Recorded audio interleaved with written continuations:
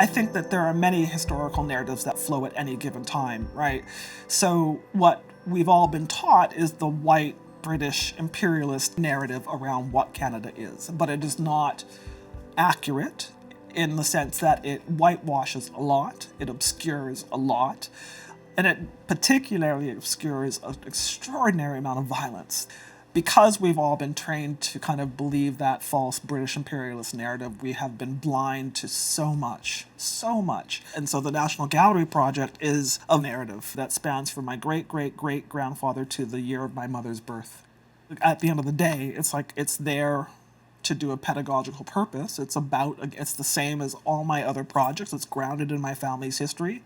The project starts with the first census record evidence of my great-grandfather, who was born in Africa. And then it flows through the Hudson's Bay Company, it flows through Queen Victoria's tenure, British abolition of slavery, American abolition of slavery, and then I talk about figures that were alive in that time frame, that are relative to Canadian histories.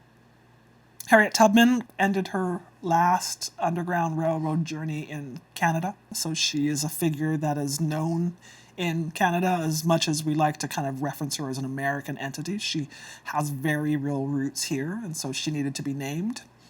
Josiah Henson, also known as Uncle Tom, he and his wife created the Dawn Settlement, one of the earliest black settlements in southern Ontario.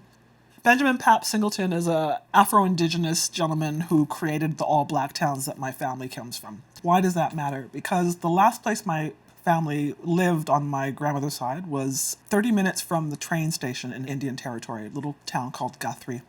And at the time that they left, there was a major last stand by a gentleman named Chief Crazy Snake. So they would have witnessed it, but it's also important to name him because of the fact that the depictions in the newspaper columns about his standoff frequently discussed Black Indigenous warriors, and that matters for me.